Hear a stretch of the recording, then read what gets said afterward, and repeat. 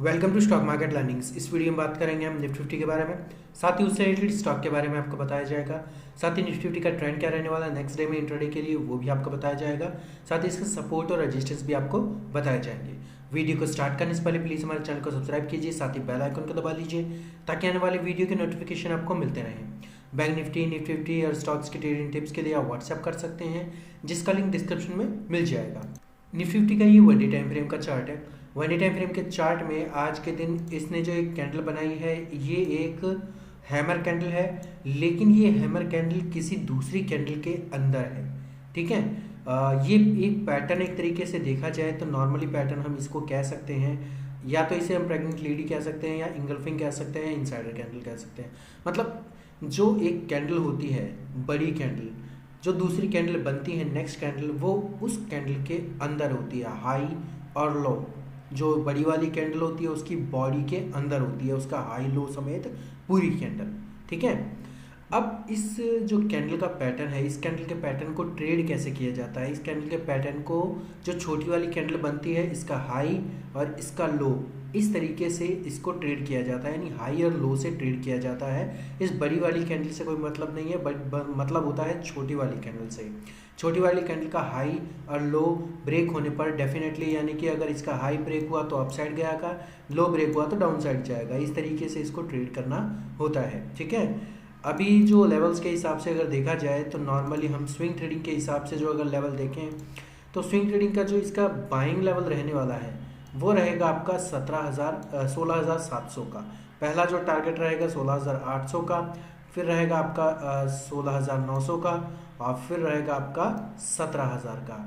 यानी कि 100 पॉइंट के टारगेट हैं स्विंग ट्रेडिंग के लिए, इंट्राडे के लिए नहीं है। ठीक है, अब नीचे की साइड में जो सेलिंग लेवल रहने वाला है, वो सेलिंग लेवल जो स्विंग ट्रेडिंग के लिए रहने वाला है वो रहेगा आपका ये रहा 16,500 का, जिसमें पहला टारगेट रहेगा 16,400 का, फिर रहेगा 300 का, और फिर रहेगा 200 का, यानी 100 का भी है। मतलब नीचे जाके अगर बहुत सारा 100 पॉइंट के हिसाब से ही आपको ट्रेड करना है। अब गैप अप और गैप डाउन ओपनिंग के हिसाब से अगर देखा जाए, ये जो लेवल्स मैं आपको बता रहा हूँ 100 पॉइंट के, उसके नज़दीक कोई सा भी लेवल हो, यानी कि मान लो गैप अप ओपनिंग होने के बाद में यहाँ पे गैप अप ओपनिंग हुई 16,900 और 16,800 के बीच में गैप अप ओपनिंग हुई, तो 16,900 को ब्रेक करने पर 15 मिनट की कैंडल, फिर बाद में जो 5 मिनट की कैंडल उस 15 मिनट की कैंडल को क्रॉस करके कंफर्मेशन देती है, तभी बाय करना है। ठीक है, यानी कि 900 को इसको रेजिस्टेंस मान सकते हैं और सपोर्ट को मान सकते हैं 800 को, और जो टारगेट होंगे अपसाइड और डाउन साइड तो मैं आपको बता ही चुका हूँ। 100 पॉइंट के ही आपको टारगेट रखने, ज़्यादा बड़े टारगेट स्विंग ट्रेडिंग के लिए नहीं होने चाहिए। ठीक है, ये तो इस तरीके से ट्रेड करना होता है। इसी मतलब ये जो लेवल्स होते हैं, इसी लेवल के बिहाफ पे आपको ट्रेड करना होता है। देखिए, ब्लाइंड ट्रेडिंग बिल्कुल नहीं करनी है। ब्लाइंड ट्रेडिंग के करने से अच्छा है आप लेवल पे ट्रेड कीजिए। लेवल पे ट्रेड करेंगे तो आपको प्रॉफिट तो मिलेगा, लेकिन ब्लाइंड ट्रेडिंग में प्रॉफिट तो मिलेगा ही मिलेगा, लेकिन लॉस इतना सारा मिल जाएगा आप सोच भी नहीं सकते। यानी कि जितना लेके आए हो उतना ही आप मतलब गवा के चले जाओगे, इसलिए ब्लाइंड ट्रेडिंग कभी नहीं करनी चाहिए। बात करेंगे हम इंट्राडे लेवल्स पर। निफ्टी 50 का ये 5 मिनट का टाइम फ्रेम का चार्ट है। जैसे कि आपने मॉर्निंग में देखा ही है कि ये गैप डाउन ओपनिंग हुई, लेकिन मोमेंटम थोड़ा सा अप साइड में, फिर उसके बाद एक कंटिन्यू एक प्राइस एक्शन स्ट्रैटेजी बनाता हुआ डाउन साइड में, नीचे की साइड में गया। ठीक है, लेकिन पहले यहाँ से अगर एक लेवल अगर देखा जाए तो यहाँ से प्राइस एक्शन स्ट्रैटेजी बनती हुई सीधा यहाँ पर एंड हुई थी, यानी कि एक यहाँ से ऊपर की साइड में, यहाँ से नीचे की साइड में गई, फिर ऊपर की साइड में, फिर नीचे, फिर ऊपर, फिर यहाँ से काफ़ी बड़ा मोमेंटम इसने मतलब एक कन्फर्मेशन के बाद ही ले लिया था। हालांकि इसको ब्रेक करने के बाद ऊपर ही ऊपर ये ट्रेड कर रही थी, लेकिन फिर उसके बाद एक हाई ब्रेक हुआ, और जहाँ तक हमारा जो लेवल था वो हमारा 550 था, यानी कि ये 550 का एक ऐसा लेवल था। 550 से लेके हमने जो दूसरा लेवल बताया था वो 575 का बनाया था, यानी कि ये 25 पॉइंट की जो रेंज है, अगर ये ब्रेक होती है तो मैं डेफिनेटली बाय करूँगा, और हमने बाय किया भी लास्ट टू लास्ट टाइम पे। ठीक है, और अब फिलहाल के टाइम में अगर लेवल देखें नेक्स्ट डे के लिए, तो नेक्स्ट डे के लिए जो लेवल बन के आ रहे हैं, निकल के आ रहे हैं, तो आपको मैं दिखा देता हूँ कि जो सेलिंग लेवल रहेगा वो रहेगा 600 के नीचे ही। ठीक है, 600 के नीचे ही रखना है, क्योंकि 600 पर यहाँ पे आप देख ही रहे होंगे, यहाँ पे भी ये थोड़ा सा कंसोलिडेशन चल रहा था। यहाँ पे भी एक लेवल के तरीके से ऊपर की साइड में गई, फिर नीचे की साइड में यहाँ पे एक रेजिस्टेंस लिया था, यहाँ पे भी एक सपोर्ट लिया था। एक तरीके से अगर लेवल देखा जाए तो 16,600 का एक काफ़ी अच्छा और सस्टेनेबल लेवल है। यहाँ पे अगर ब्रेक होता है तो डेफिनेटली पहला जो टारगेट रहेगा वो same as it is same हमारा रहेगा 525 का टारगेट, और फिर उसके बाद नीचे की साइड में 450 का टारगेट, फिर उसके नीचे की साइड में 400 का टारगेट। यानी कि 50 से 55 पॉइंट का ही टारगेट लेना है, ज़्यादा बड़ा टारगेट आपको नहीं लेना है, ठीक है। अब ऊपर की साइड में जो पहला जो टारगेट दिया वो थोड़ा बड़ा इसलिए दिया है क्योंकि एकदम से अगर नीचे की फॉल हुआ तो काफ़ी बड़ा टारगेट आपको मिल सकता है नीचे की साइड में। ऊपर की साइड में जो लेवल रहने वाले हैं वो रहेगा ये आपका ये वाला लेवल, ठीक है। ये वाला लेवल भी same as it is same नीचे की तरह ही है, कंसोलिडेशन भी हुआ है इसमें, और अगर हो सके तो 700 के ऊपर ही आप बाय कीजिए। अदरवाइज ये 25 पॉइंट की जो रेंज है, नीचे भी ये 25 पॉइंट की रेंज है, इस रेंज के अनुसार अगर आप ट्रेड करते हैं तो डेफिनेटली आपको प्रॉफिट ज़रूर होगा, ठीक है। अब ऊपर की साइड के जो टारगेट तो मैं आपको बता ही रहा हूँ कि ये वाले हैं 50-50 750 का जो पहला टारगेट है, फिर रहेगा 800 का, और फिर रहेगा 850 का, यानी 50-50 पॉइंट के ही टारगेट हैं, ठीक है। अब ट्रेंड क्या रहने वाला है इसका, ट्रेंड जो आपको देख लीजिए, यानी कि यहाँ से अगर एक लेवल निकाला जाए, यानी कि एक तरीके से यहाँ से एक पैटर्न निकलता हुआ जा रहा है, ट्रांजैक्शन स्ट्रैटेजी नीचे की साइड में बनाता हुआ जा रहा है, लेकिन लास्ट टू लास्ट में यहाँ पे एक मतलब एक तरीके से ब्रेकआउट दिया, फिर यहाँ पे भी थोड़ा सा नीचे डाउन गया, लेकिन ऊपर की फिर वापस चला गया, और यहाँ पे भी फिर नीचे गया, फिर ऊपर की साइड में वापस, फिर यहाँ पे जो था वो यहाँ पे 500 से 625 का एक लेवल था, वो ब्रेक नहीं कर पाया। वहीं से ही काफ़ी बड़ी एक, ये देखो एक रैली तो आती रहती है, ठीक है, रैली आती रहती है। अगर आप रैली पे करोगे तो आप कहीं भी फंस सकते हो, रैली कभी भी फंसा सकती है, कोई बड़ी बात नहीं है। लेकिन अगर आप लेवल पे ट्रेड करते हो तो डेफिनेटली कम से कम 50 से 70 पॉइंट तो आपको मिल ही जाते हैं।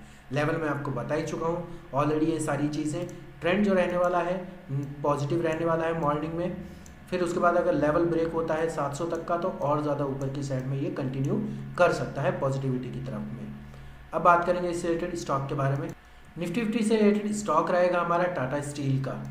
टाटा स्टील का एक मतलब 3 से 4 दिनों से लगभग कंटिन्यू एक पॉजिटिव मोमेंटम बना रहा है। जैसे कि एक तो यहाँ पे काफ़ी अच्छी एक मोमेंटम बनाई है, फिर इसका हाई जैसे ही ब्रेक हुआ फिर यहाँ पे मोमेंटम दिया, फिर यहाँ पे जैसे ही इसके कैंडल का पिछली कैंडल का हाई ब्रेक हुआ, तो यानी कि एक लेवल के हिसाब से अगर देखा जाए तो इसने एक नॉर्मली कंसोलिडेशन वाला जो लेवल था, ये वाला लेवल, ठीक है, मैं आपको दिखा देता हूँ, ये वाला जो लेवल था ये वाला लेवल इसने ब्रेक कर दिया, यानी 1260 को ब्रेक करके यहाँ पे इसने सस्टेनेबिलिटी ली है।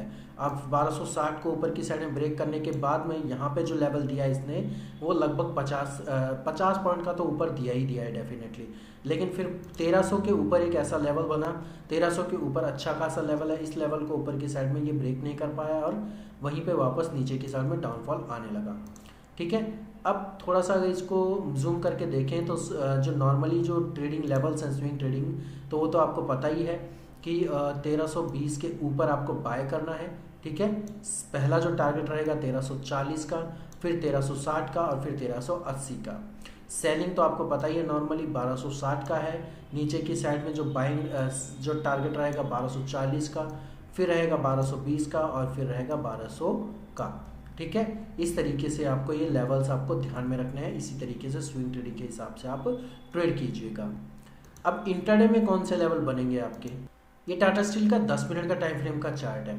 मॉर्निंग में अगर देखा जाए तो मॉर्निंग में एक ही कैंडल ने 10 मिनट की कैंडल थी, एक ही कैंडल ने सारा मूव कैप्चर कर लिया था। हालांकि थोड़ा सा अपसाइड में मूव दिया भी था इसने, यानी कि लगभग 1260 से 1285 यानी 20 से 25 पॉइंट का इसने एक लेवल दिया भी था, लेकिन वो लेवल ज़्यादा मायने नहीं रखता जितना अगर यहाँ से अगर पॉजिटिविटी की तरफ ये जाता कंटिन्यू तो डेफिनेटली यहाँ पे और ज़्यादा रैली पॉजिटिविटी की तरफ आ सकती थी, ठीक है।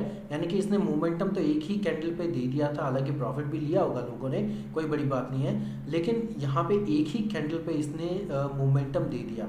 अब इस कैंडल का अगर हाई ब्रेक होता तो डेफिनेटली हम बाय करते हैं, यानी कि हमने बाय भी किया था इस तरीके से और टारगेट भी अचीव हुए। हालांकि हमने कोई कॉल नहीं दी थी टाटा स्टील की, मैं आपको एक जनरली चीज़ बता रहा हूँ, ठीक है, ये सारी चीज़ें हम आपको ऑनलाइन ट्रेडिंग एजुकेशन क्लासेस में आपको सिखाई जाती है। तो आप ये ज्वाइन करने के लिए आप व्हाट्सअप कर सकते हैं और सीखने के लिए भी आप हमें कांटेक्ट कर सकते हैं। ठीक है, अब रही बात कि पूरा का पूरा जो एक लेवल था 1295 से लेके, यानी इस लेवल से लेके 1280 तक, यानी कि ऑल ओवर अगर देखा जाए तो यहाँ पे लगभग 15 पॉइंट के अंदर अंदर पूरा का पूरा कंसोलिडेशन दे दिया। हालांकि इसने वन वे मोमेंटम ज़रूर दिया था, लेकिन फिर वहाँ पे 11-12 बजे के बाद में एक कंसोलिडेशन फेज इसने पूरा का पूरा दिया हुआ है। तो टाटा स्टील के फिलहाल के टाइम में इंट्राडे के जो लेवल्स हैं वो क्या रहेंगे, यानी बाय करने के लिए हमें कौन से लेवल चूज़ करने चाहिए और सेल के लिए कौन से लेवल, मैं आपको बताता हूँ। बाइंग के लिए जो इंट्राडे के लेवल रहेंगे वो रहेंगे 1295 के ऊपर। पहला जो टारगेट रहेगा वो रहेगा 1300 का, ठीक है। दूसरा जो टारगेट रहेगा 1305 का, और फिर रहेगा आपका 1310 का, यानी 5-5 पॉइंट के ही टारगेट आपको लेने हैं। क्योंकि क्या है कि किसी भी तरीके का कोई भी रिस्की पॉइंट आ सकता है, कहीं भी आ सकता है, कहीं भी डाउनफॉल हो सकता है, इसलिए छोटे टारगेट होते हैं उतनी जल्दी अचीव होते हैं।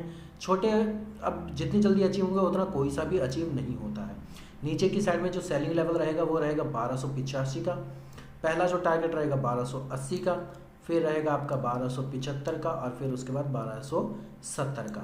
और ये जो टारगेट्स होते हैं छोटे वाले, ये वन वे वाले टारगेट नहीं होते हैं, ये कंसोलिडेशन में भी आपके हिट हो जाते हैं कभी कभी। यानी बहुत ही अगर स्लो मोमेंटम भी आ रही होती है ना, तो छोटे टारगेट आसानी से हिट हो जाते हैं, आपको किसी तरीके का कोई पैनिक भी नहीं देके जाते।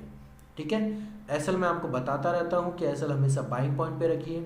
टारगेट हो सके तो पहला ही जितना हो सके उतना ही अचीव कीजिए।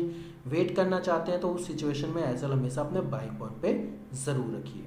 वीडियो अगर आपको अच्छा लगा वीडियो को लाइक कीजिए, चैनल को सब्सक्राइब कीजिए, साथ ही बेल आइकन को दबा लीजिए ताकि आने वाले वीडियो के नोटिफिकेशन आपको मिलते रहें। ऑनलाइन ट्रेडिंग एजुकेशन क्लासेस के लिए आप व्हाट्सअप कर सकते हैं, साथ ही बैंक निफ्टी और स्टॉक्स की ट्रेडिंग टिप्स के लिए भी आप व्हाट्सअप कर सकते हैं। धन्यवाद।